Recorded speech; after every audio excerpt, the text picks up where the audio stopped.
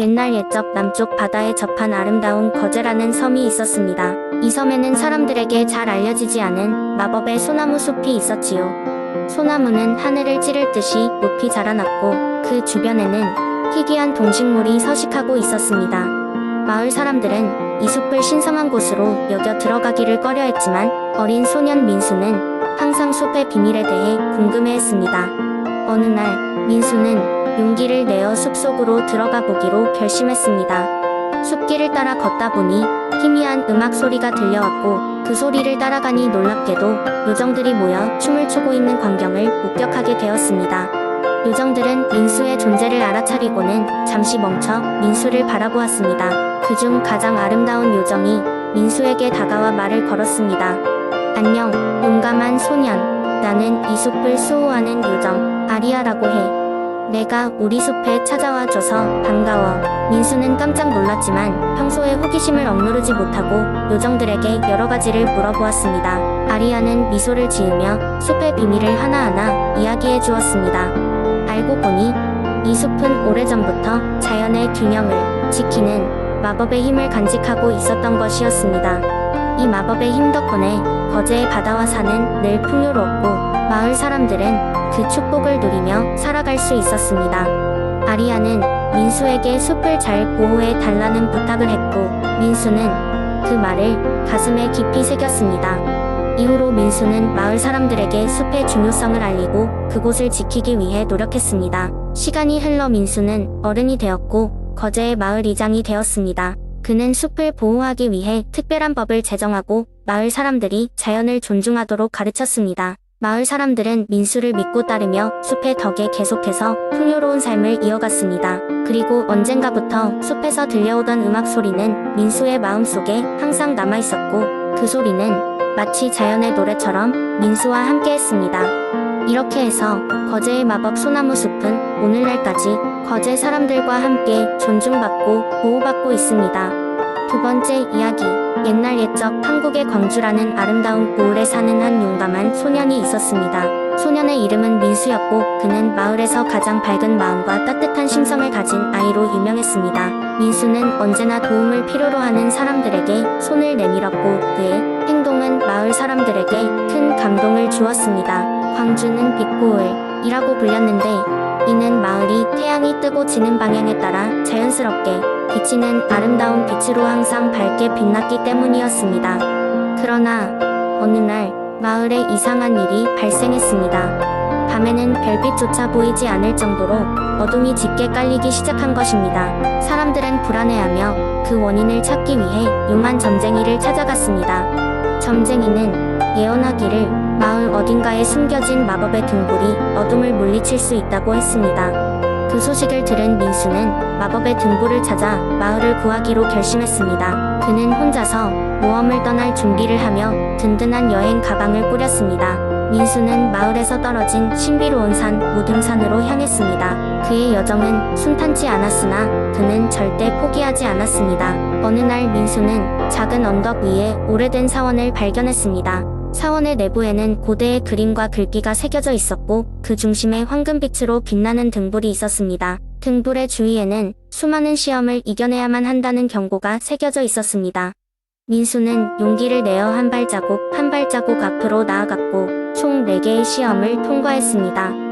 첫 번째 시험은 지혜의 시험이었습니다. 그는 사원의 수수께끼를 풀어야 했으며 민수의 번뜩이는 재치로 그 수수께끼를 해결하였습니다. 두 번째 시험은 용기의 시험이었고 깜깜한 동굴을 지나야 하는 상황에서 그는 두려움을 극복하여 끝까지 걸어갔습니다. 세 번째 시험은 마음의 시험이었는데 이는 그의 가장 큰 두려움과 직면해야 했습니다. 민수는 자신의 내면을 마주하며 한 걸음 한 걸음 나아갔습니다. 마지막 시험은 신뢰의 시험이었습니다. 그는 사원의 환영을 단단히 믿고 무례한 함정을 피해 결국 마법의 등불에 도달했습니다. 드디어 민수는 마법의 등불을 손에 넣었습니다.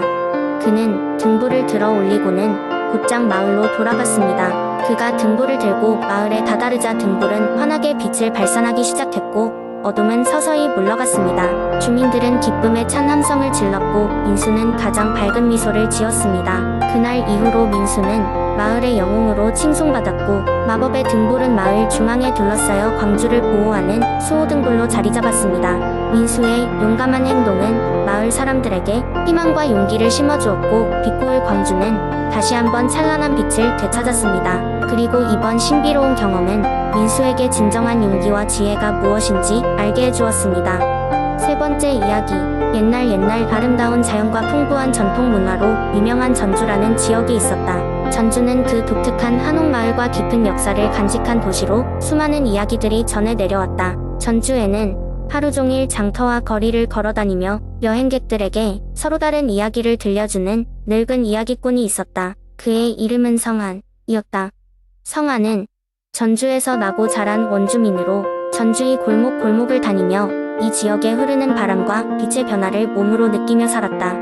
어느 날 성한은 한옥마을 근처에 위치한 벼룩시장에 들러 색색이 나무 장신구를 판매하는 여성을 만나게 되었다. 그녀의 이름은 아리였다. 아리는 눈이 부시게 아름다운 여인이었으나 언제나 미소 뒤에는 숨겨진 슬픔이 있는 듯 보였다.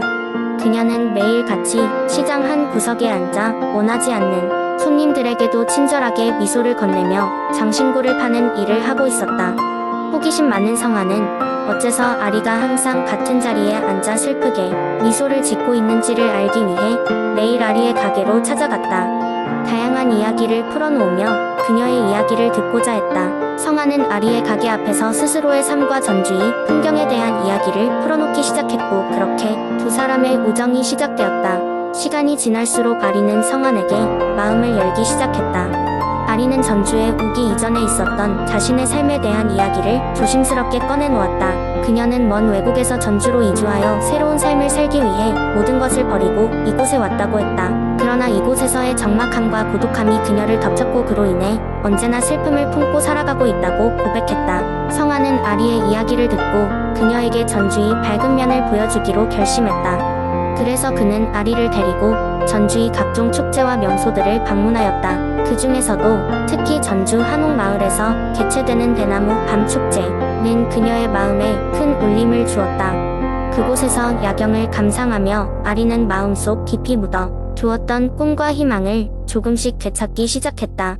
시간이 흐르면서 두 사람은 서로의 상처를 보듬어주며 의지하는 사이가 되었다. 성한의 진심 어린 관심과 전주의 아름다움에 빠져 아리는 점차 자신의 슬픔에서 벗어날 수 있었다. 그녀는 전주가 이제는 슬픈 곳이 아니라 새로운 시작의 상징이 되어버렸다고 말하며 미소를 지었다. 그리고 그 후 아리는 더 이상 외롭지 않았다. 그녀는 성한과 함께 전주의 다양한 이야기와 전통 문화를 전하며 전주 장터의 이야기꾼이 되었다. 두 사람의 이면은 전주의 신비롭고 아름다운 전설로 남아 지금까지도 이 지역을 방문하는 이들에게 깊은 감동을 전하고 있다. 이 이야기는 전주를 사랑한 두 사람의 이야기이자 전주가 가진 소중한 문화와 이야기를 전해주는 매개체로 여전히 사람들 사이에서 이어지고 있다. 이렇게 전주 사랑의 연루는 시간과 공간을 넘어 영원히 흐르는 전설이 되었다. 네 번째 이야기. 옛날 옛적 푸른 바다와 아름다운 산들이 둘러싸인 고흥이라는 작은 마을에는 전설적인 마법의 연못이 있었다. 이 연못은 달빛이 가장 밝은 밤에만 그 모습을 드러내며 그 물을 마시는 자에게는 특별한 힘이 주어진다고 전해졌다. 마을 사람들은 연못의 존재를 신성하게 여기며 함부로 접근하지 않았다. 마을에는 재기발랄한 소년 나무가 있었다. 나무는 항상 새로운 것에 호기심을 가져 마을 사람들의 여러 가지 금기를 깨뜨리곤 했다. 어느 날 그는 마법의 연못에 관한 이야기를 듣고 그 신비함에 반해버렸다. 그의 마음속에는 연못의 물과 관련된 전설을 꼭 밝혀내고 싶다는 열망이 가득했다. 달빛이 환하게 비추던 어느 밤 나무는 용기를 내어 집을 나섰다. 쌀쌀한 바람이 불었지만 그의 마음은 불꽃처럼 타올랐다. 숲길을 헤치고 한참을 걸어 도착한 연못은 은은한 빛을 뿜으며 그를 맞이했다. 나무는 물을 손으로 떠마셨고 이상하게도 갑자기 자신의 몸이 가벼워지는 느낌이 들었다. 그 순간 나무의 눈앞에 나타난 것은 아름다운 용이었다. 용은 도도하게 연못에서 솟아오르더니 말했다. 이 연못은 용의 나라와 인간 세상을 잇는 통로다. 너는 오래 기다려왔다 용감한 소년이여. 나에게 도움을 줄 수 있겠니? 나무는 놀랐지만 당차게 대답했다. 제가 어떻게 도와드리면 되나요? 용은 나무에게 이 나라의 균형을 맞추기 위해 필요한 용의 눈물을 모아달라고 부탁했다. 그 눈물이야말로 이 땅의 화합과 번영을 가져오며 사람들과 자연이 조화를 이루는 원천이기 때문이다. 그러나 용의 눈물은 매우 드물어 지혜와 사랑으로 가득 찬 순수한 마음을 가진 자만이 그것을 모을 수 있었다. 자신감을 되찾은 나무는 모험을 시작했다. 그는 마을의 여러 사람들에게 다가가 작은 친절과 도움을 베풀기 시작했다. 마을 사람들은 처음에는 나무의 행동을 이상하게 여겼지만 점차 그의 진심을 이해하기 시작했다. 어른에서 아이까지 각자의 사연을 듣고 해결해주며 나무는 서서히 용의 눈물을 모았다. 몇 달 후 나무는 연못을 다시 찾았고 그의 손에는 맑고 빛나는 용의 눈물병이 있었다.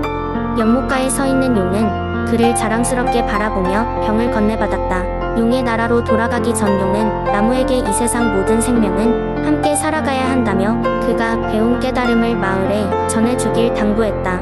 나무는 마을로 돌아와 이 이야기를 전했으며 이후에도 사람들은 자연을 존중하고 서로를 아끼며 살아갔다고 한다. 고흥의 마법, 연못은 비록 모습을 감췄지만 나무의 모험과 용의 전화는 오랫동안 사람들의 마음속에 빛나는 전설로 남아있었다.